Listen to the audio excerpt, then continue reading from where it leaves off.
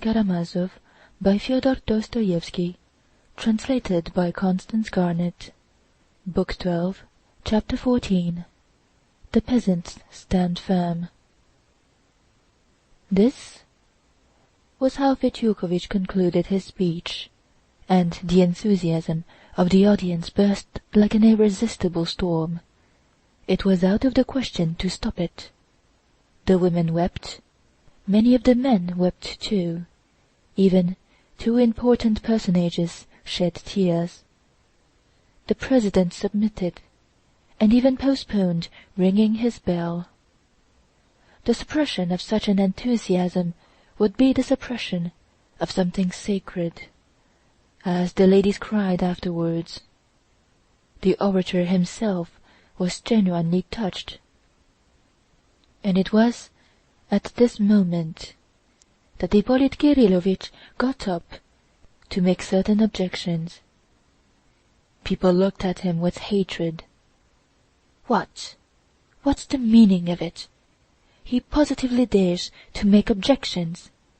The ladies babbled.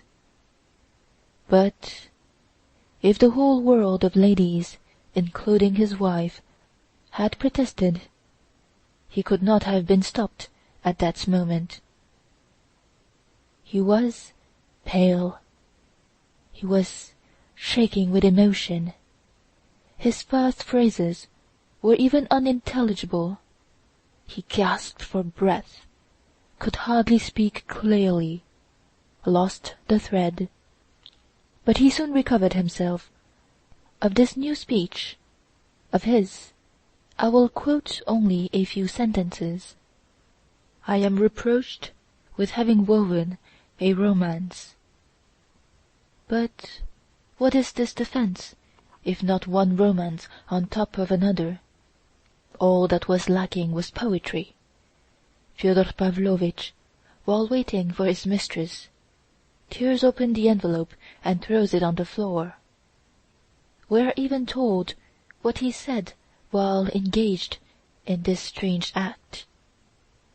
Is not this a flight of fancy? And what proof have we that he had taken out the money? Who heard what he said? The weak-minded idiot, Smerdyakov, transformed into a Byronic hero, avenging society for his illegitimate birth. Isn't this a romance in the Byronic style? And the son, who breaks into his father's house and murders him without murdering him, is not even a romance. This is a sphinx setting us a riddle which he cannot solve himself. If he murdered him, he murdered him. And what's the meaning of his murdering him without having murdered him? Who can make head or tail of this? Then we are admonished that our tribune is a tribune of true and sound ideas, and from this tribune of sound ideas is heard a solemn declaration that to call the murder of a father parricide is nothing but a prejudice. But if parricide is a prejudice, and if every child is to ask his father why he is to love him, what will become of us? What will become of the foundations of society? What will become of the family? Parricide, it appears, is only a bogey of Moscow merchants' wives. The most precious, the most sacred guarantees for the destiny and future of Russian justice are presented to us in a perverted and frivolous form, simply to attain an object, to obtain the justification of something which cannot be justified. "Oh, crush him by mercy," cries the counsel for the defense. But that's all the criminal wants, and tomorrow it will be seen how much he is crushed. And is not the counsel for the defense too modest in asking only for the acquittal of the prisoner? Why not found a charity in the honor of the parricide to commemorate his exploit among future generations? Religion and the gospel are corrected. That's all mysticism, we are told, and ours is the only true Christianity, which has been subjected to the analysis of reason and common sense. And so they set up before us a false resemblance of Christ. What measure ye mete, so it shall be meted unto you again, cried the counsel for the defense, and instantly deduces that Christ teaches us to measure as it is measured to us, and this from the tribune of truth and sound sense. We peep into the gospel only on the eve of making speeches, in order to dazzle the audience by our acquaintance with what is, anyway, a rather original composition, which may be of use to produce a certain effect, or to serve the purpose. But what Christ commends us is something very different. He bids us beware of doing this, because the wicked world does this, but we ought to forgive and to turn the other cheek, and not to measure to our persecutors as they measure to us.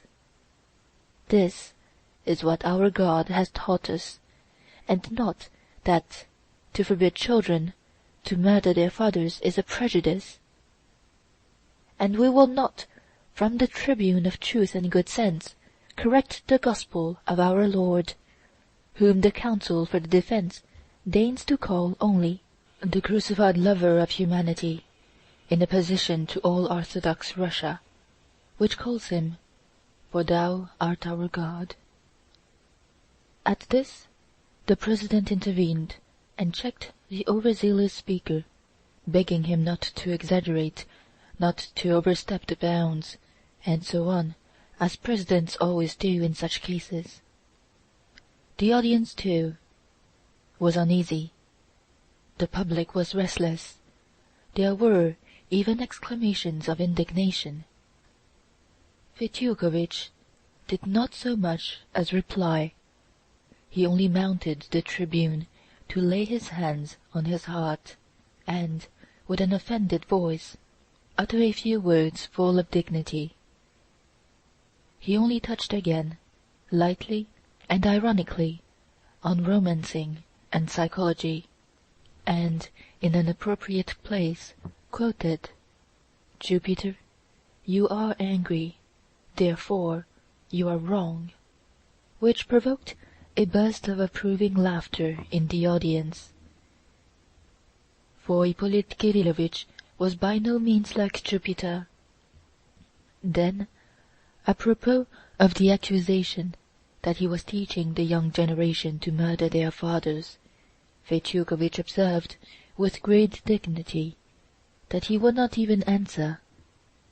As for the prosecutor's charge of uttering unorthodox opinions, Fetyukovitch hinted that it was a personal insinuation, and that he had expected in this court to be secure from accusations damaging to my reputation as a citizen and a loyal subject. But at these words the President pulled him up too, and Fetyukovitch concluded his speech with a bow, amid a hum of approbation in the court. And Ippolit Kirillovitch was, in the opinion of our ladies, crushed for good. Then the prisoner was allowed to speak. Mitya stood up, but said very little. He was fearfully exhausted, physically and mentally.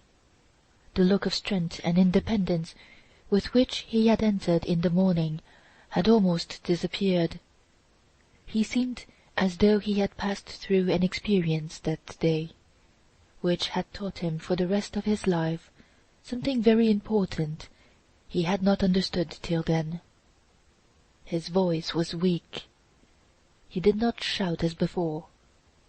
In his words there was a new note of humility, defeat, and submission.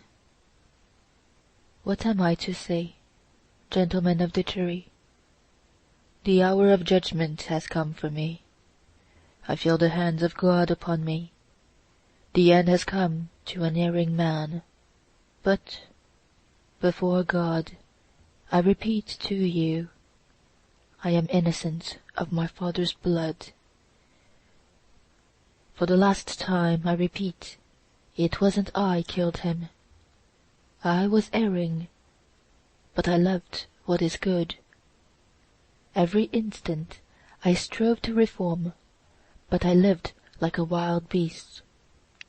I thank the prosecutor. He told me many things about myself that I did not know. But it's not true that I killed my father. The prosecutor is mistaken. I thank my counsel too. I cried listening to him. But it is not true that I killed my father, and he needn't have supposed it. And don't believe the doctors. I am perfectly sane, only my heart is heavy. If you spare me, if you let me go, I will pray for you. I will be a better man. I give you my word before God I will.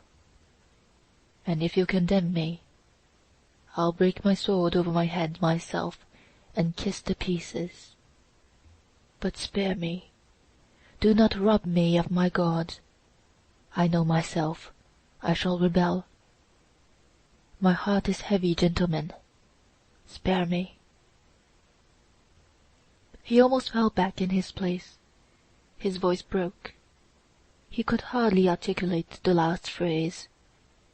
Then the judges proceeded to put the questions, and began to ask both sides to formulate their conclusions. But I will not describe the details. At last the jury rose to retire for consultation. The president was very tired, and so his last charge to the jury was rather feeble. Be impartial. Don't be influenced by the eloquence of the defense, but yet weigh the arguments. Remember that there is a great responsibility laid upon you. And so on, and so on. The jury withdrew, and the court adjourned. People could get up, move about, exchange their accumulated impressions, refresh themselves at the buffet. It was very late, almost 1 o'clock in the night, but nobody went away. The strain was so great that no one could think of repose. All waited with sinking hearts, though that is, perhaps, too much to say, for the ladies were only in a state of hysterical impatience, and their hearts were untroubled. An acquittal, they thought, was inevitable. They all prepared themselves for a dramatic moment of general enthusiasm. I must own there were many among the men, too, who were convinced that an acquittal was inevitable.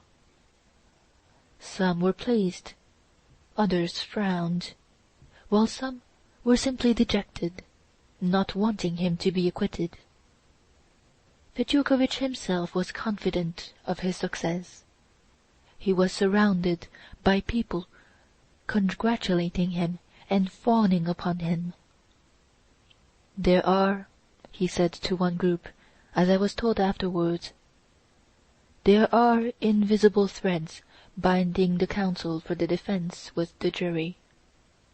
One feels during one's speech if they are being formed. I was aware of them. They exist. Our cause is won. Set your mind at rest." "What will our peasants say now?" said one stout, cross-looking, pock-marked gentleman, a landowner of the neighborhood, approaching a group of gentlemen engaged in conversation. "But they are not all peasants. There are 4 government clerks among them." "Yes, there are clerks," said a member of the district council, joining the group. "And do you know that Nazariev, the merchant, with the medal, a juryman?" "What of him?" "He is a man with brains, but he never speaks." "He is no great talker, but so much the better. There is no need for the Petersburg man to teach him. he could teach all Petersburg himself. He is the father of 12 children. Think of that! Upon my word, you don't suppose they won't acquit him? One of our young officials exclaimed in another group. They'll acquit him for certain, said a resolute voice. It would be shameful, disgraceful, not to acquit him, cried the official. Suppose he did murder him? There are fathers and fathers. And besides, he was in such a frenzy. He really may have done nothing but swing the pestle in the air, and so knocked the old man down. But it was a pity they dragged the valet in. That was simply an absurd theory. If I'd been in Fetyukovitch's place, I should simply have said straight out, he murdered him, but he is not guilty. Hang it all! That's what he did, only without saying, hang it all. No, Mihail Semyonovitch. He almost said that too, put in a third voice. Why, gentlemen, in Lent an actress was acquitted in our town who had cut the throat of her lover's lawful wife. Oh, but she did not finish cutting it. That makes no difference, she began cutting it. What did you think of what he said about children? Splendid, wasn't it? Splendid. And about mysticism too. Oh, drop mysticism, do, cried someone else. Think of Hippolyte and his fate from this day forth. His wife will scratch his eyes out tomorrow for Mitya's sake. Is she here? What an idea! If she'd been here, she'd have scratched him out in court. She is at home with toothache. He he he. He he he. In a third group, I dare say they will acquit Mitenka, after all. I shall not be surprised if he turns the metropolis upside down tomorrow. He will be drinking for 10 days. Oh, the devil! The devil's bound to have a hand in it. Where should he be, if not here? Well, gentlemen, I admit it was eloquent, but still, it's not the thing to break your father's head with a pestle. Or what are we coming to? The chariot! Do you remember the chariot? Yes, he turned the cart into a chariot. And tomorrow he will turn a chariot into a cart, just to suit his purpose. What cunning chaps there are nowadays! Is there any justice to be had in Russia? But the bell rang. The jury deliberated for exactly an hour, neither more nor less. A profound silence reigned in the court as soon as the public had taken their seats. I remember how the jurymen walked into the court. At last. I won't repeat the questions in order, and indeed I have forgotten them. I remember only the answer to the president's first and chief question. Did the prisoner commit the murder for the sake of robbery and with premeditation? I don't remember the exact words. There was a complete hush. The foreman of the jury, the youngest of the clerks, pronounced in a clear, loud voice, amidst the death-like stillness of the court, "Yes, guilty." And the same answer was repeated to every question. "Yes, guilty." And without the slightest extenuating comment. This no one had expected. Almost everyone had reckoned upon a recommendation to mercy, at least. The death-like silence in the court was not broken. All seemed petrified. Those who desired his conviction, as well as those who had been eager for his acquittal. But that was only for the first instant, and it was followed by a fearful hubbub. Many of the men in the audience were pleased. Some were rubbing their hands with no attempt to conceal their joy. Those who disagreed with the verdict seemed crushed, shrugged their shoulders, whispered, but still seemed unable to realize this. But how shall I describe the state the ladies were in? I thought they would create a riot. At first they could scarcely believe their ears. Then suddenly the whole court rang with exclamations. "What's the meaning of it? What next?" They leapt up from their places. They seemed to fancy that it might be at once reconsidered and reversed. At that instant Mitya suddenly stood up and cried in a heart-rending voice, stretching his hands out before him, "I swear by God and the dreadful day of judgment, I am not guilty of my father's blood. Katya, I forgive you. Brothers, friends, have pity on the other woman." He could not go on. He broke into a terrible sobbing wail that was heard all over the court, in a strange, unnatural voice unlike his own. From the farthest corner at the back of the gallery came a piercing shriek. It was Grushenka. She had succeeded in begging admittance to the court again before the beginning of the lawyer's speeches. Mitya was taken away. The passing of the sentence was deferred till next day. The whole court was in a hubbub, but I did not wait to hear. I only remember a few exclamations I heard on the steps as I went out. "He'll have a 20-years' trip to the mines." "Not less." "Well, our peasants have stood firm, and have done for our Mitya." End of Book 12. End of Part 4 of The Brothers Karamazov. Recording by J.C. Guan, May 2009.